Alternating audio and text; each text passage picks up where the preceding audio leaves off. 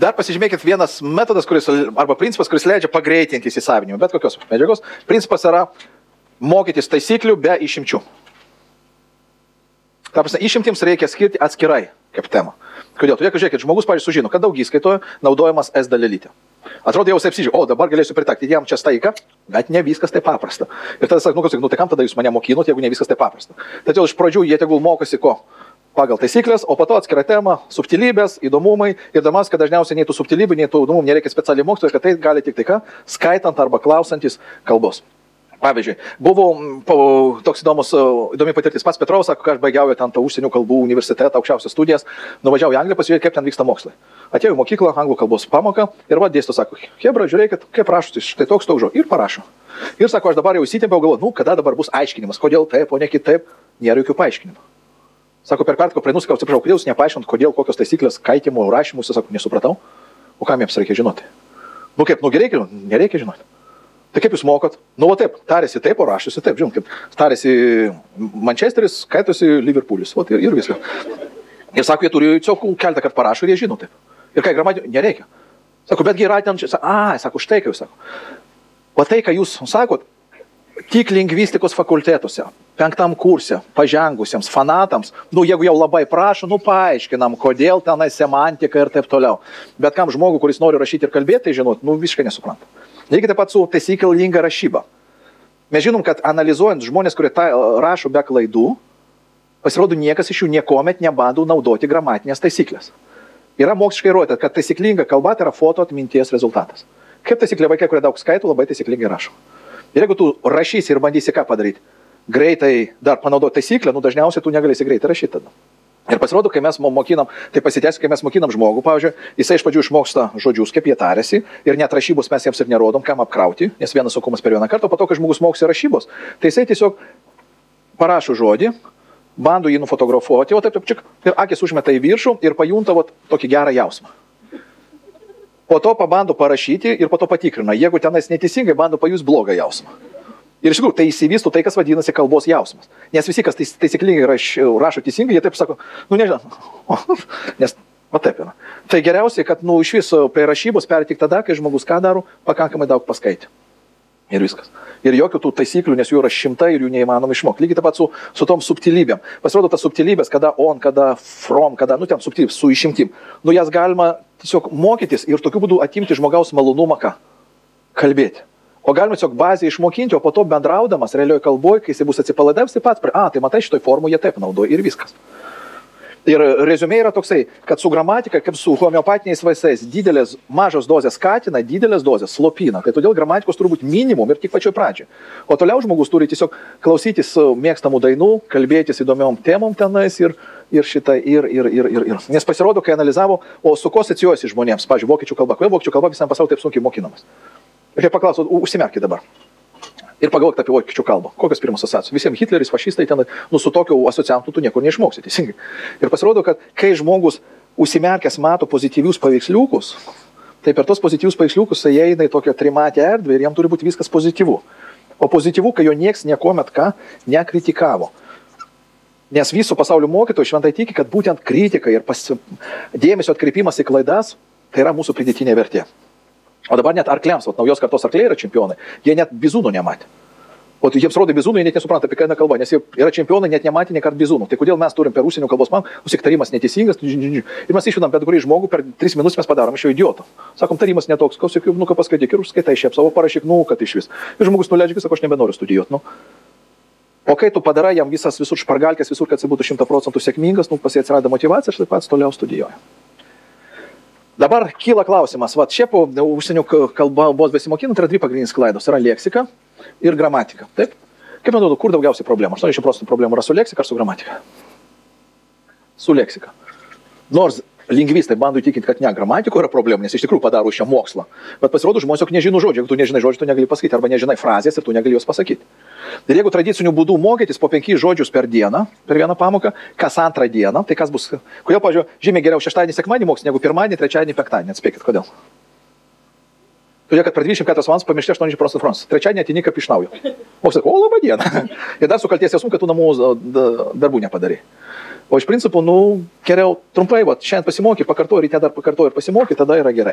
Ir pasirodo, kad tam, kad atsimintų žmogų, reikia 5 pakartojimų. Tik pakartojimai turi būti pagal tam tikrą sistemą. Pirmas pakartojimas turi būti 1 valandos bėgė, todėl visos pamokos pabaigoje turi būti pakartojimas. Antras pakartojimas turi būti 24 valandų bėgė, ta prasme, vakare pasimokė, ryte pasikartojai, pavyzdžiui. Trečias pakartojimas turi būti po savaitės. Ketvirtas pakartojimas mėnesių bėgė. Ir 5 pakartojimas 6 mėnesių bėgė. Kitas žodžiais, tarpus reikia didinti. Ir pasirodo, jeigu žmogus kiekvieną dieną kartoja, jis žymiai blogiau atsimena, negu darant tarpus tarp pakartojimų. Dabar kila klausimas, ar galima, sako, aš nekalbu, tai todėl, iš principo, yra toks mitas, kad neįmanoma užšaldyti žinias. Blefas. Jeigu žinios atidrilintos iki automatizmų, tu gali po to 10 metų nekalbėti, bet tik pradėti kalbėti, o po pusės dienos įsivažiuoji. Sutikit? Kaip su dviračiu. Ir ta kalba, kurią tu išmokai iki automatizmo, tu ją atsiminsi visam gyvenimui, todėl tai yra mitas. Todėl jeigu žmogus po kursų, pavyzdžiui, savaitės toliau neždamus, jam tiesiog parekomenduokit pakartoti po savaitės, po mėnesį, po 6 mėnesių ir jisai tai išlaikys šitą lygį visam gyvenimui. Bet ką daryti, jeigu jūs norite intensyviai mokytis? Tarp kitko yra paskaičiuota, kad iš vis geriau mokytis 48 valandas arba iš vis nesimokyti. Žinot, iš kur šitas magiškas skaičius? Pasirodo, jeigu žmogus po 48 valandų studijavimo nejaučia šolių kokybinio, jo motyvacija dingsta. Geriausia, kad tos 48 valandos būtų savaitės, 2 savaičių bėgė.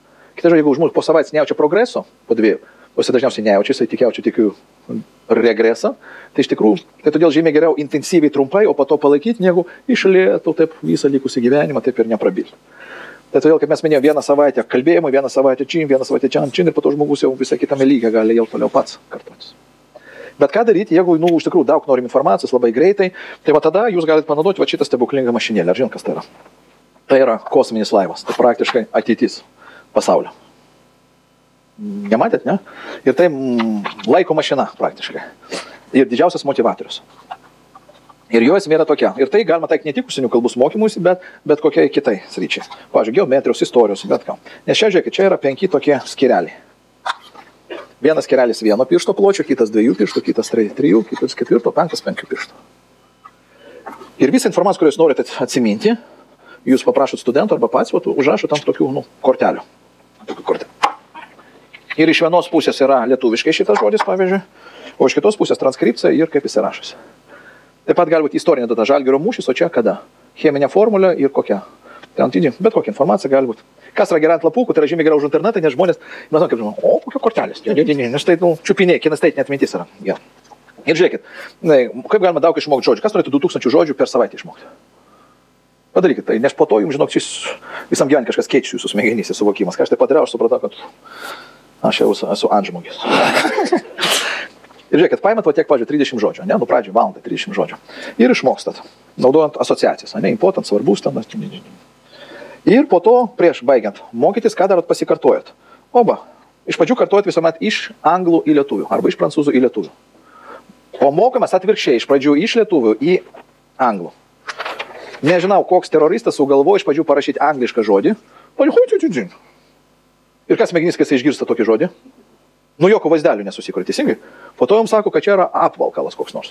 Jisai mato apvalkalą, bet nebeatsimena, kaip tai angliškai. Teisingai, nu kvaila.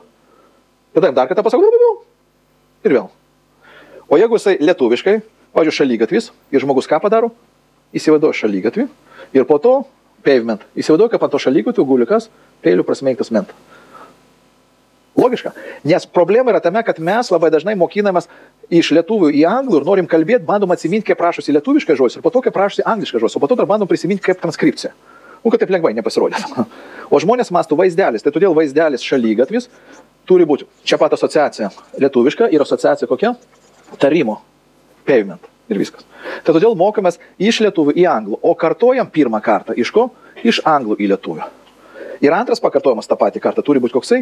Iš lietuvių į anglų. Kodėl? Kad atsiminti asociacijas, pavement. Aha, peilis, tai yra šalygatvys, yra visuomet lengviau, mes einam lengvesniu keliu. O po to, kai tu pakartoji 30 žodžių iš anglų lietuvių, tada tu ką darai? Kartoji jau iš lietuvių į anglų. Pamatai, kad čia ne taip lengva. Aha. Ir tie žodžiai, kuriuos tu atsimeni, eina į antrą skyrelį, o kuriuos neatsimeni, eina kur? Į pirmą skyrelį.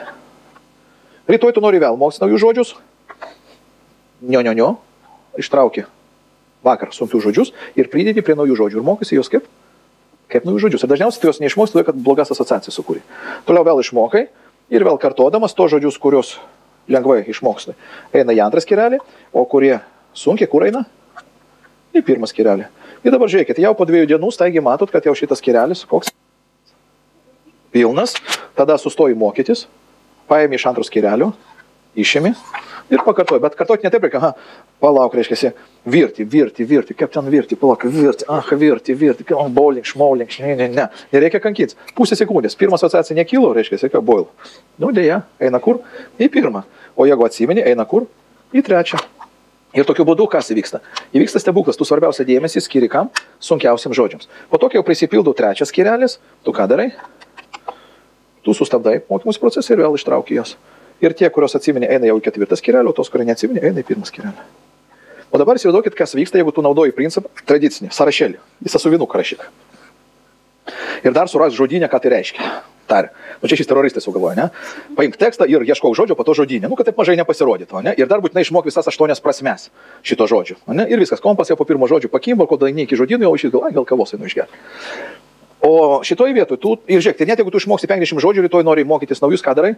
Kartoji visus 50. Po to jau 100 žodžių, trečiadienį nori pakartoti, jų dar išmokti, kartoji 100 žodžių. Jau nėra laiko, kada moks naujų žodžių. O jeigu 1000 žodžių, tai šį supranti kažkokią klavietę. Ir mokytojai niekas to nedaro. Nu, žiūrėk, daugiau stropumų reikia. O čia yra nestropumas, turbūt efektyvus darbas. O efektyvus darbas, kai tu pagrindinį dėmesį skiri kam? Šitiems svarbiausiam žodžiam. Kai praeina 2000 žodžių, jie greitai atsiduria kur? Štai čia. Ir ką tu darai? O tu išmoksti tarimo, rašybos tu net nežiūrėjai. Sustoji tada ir mokaisi ko? Tų pačių žodžių rašybos.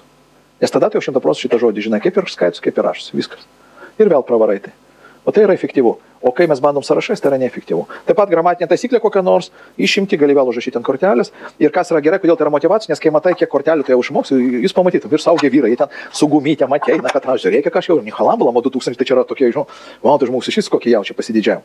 O tradicinių būdų, kiek aš ten žinau, o kiek aš nežinau, nu, nes smegenys kreipia dėmesį į tai, ko jie dažniausiai nežino, teisingai. O čia tu visuomet žinai, ką tu žinai. Tai todėl tokia kartotekė arba kažkas panašaus galėtų būti naudojama kaip geriausias motivatorius. Prašau, kokių turėtumėt klausimėlių dėl? Kaip? Kolibriuklubas.lt. Arba tiesiog pasigaminti nešia, mes iš to nedarom viso, užsisakėm, ir... Pas mane visi vaikučiai turi, namuose jau turim 5 tokias kartotekas, ar čia bet kokios istorinės datos, ar ką eina naura. Bet dar jeigu jūs darysit savarankiškai, pavyzdžiui, kartoteką, tai geriausia, arba tos priemonės, tai iš pradžių darykit kortelės, bet nemokinkitės tuo pačiu metu. Geriau savaitę skirti kortelių paruošimui su žodžiais, o po to mokymus. Nes jeigu tu vėl darai, tai parašai, tai išmoksti, po to galų galę nei parašai, nei išmoksti. Todėl vienas sunkumas per vieną kartą. Galima rašyti asociacijas, bet galima ir nerašyti. Jo, čia jau jūs. Rašymas, aišku, geriau, bet jis sulėtina labai darbą. Jeigu jūs neskot, parašykite, čia bus tikrai žymiai stipriau. O asociacijos tai turėtų būti toks mini sakinukas, atsimenat, kuris atsakytų, kodėl angliškai šitas šalygatis yra payment. Kodėl atsimenat? Todėl, kad senais laikais mentų nemėgdavo. Ir tada tas vienas sakinukas iš tikrųjų leidžia labai aiškiai įsivaizduoti, o laiko bėgant jūs net negalvosite apie tos sakinius, o jie patys eis. Ir dabar paskutinis dalykas, kaip sužinoti, ar tu moki ar nemoki kažką. Ne? Tai mes vadodam tokia, mes įskiriam A, B, C lygius, užsienio kalbą žinau, ir A lygiui duodam 100 sakinių, lietuviškai A, lietuviškai angliškai, ir žmogus žiūri lietuvišką sakinį ir turi išversti greitai į anglų kalbą, negalvodamas, ir 100 sakinių išversti užtenka 5 minučių. Jeigu tu, aišku, tas 100 sakinių, visa gramatika būtina A lygiui. Ir jeigu tu per 5 minutės negali, tu nemoki. Nesvarbu, kiek tu ten perfect continue, tu turi greit. B lygių yra 200 sakinių, ten yra daugiau gramatikos ir tenais duodama 10 minučių. Ir nereikia jokių TOEFL sudėtingų egzaminų po 3 valandas, 10 minučių, tu žinai, tu B lygis ar ne? O C lygis tai 300 sakinių, kur eina visa anglų kalbos gramatika ir duodama 15 minučių. Ir labai dažnai žmonės ant po tų TOEFL egzamino ateina pas mus, kad duokim šitą testą per 15 minučių, tai aš jau nebe TOEFL, aš jau B lygis. Kodėl? Todėl, kad ten galima pagalvoti, o čia nereikia galvoti. Ir kai atvirkščiai duodam žmogui, kuris puikiai šneka angliškai, tai jis net nežinodamas tų pavadinimų greitai išverčia, jam net minčių nėra. Kaip jam toks tekstas? Nelabai sudėtingas.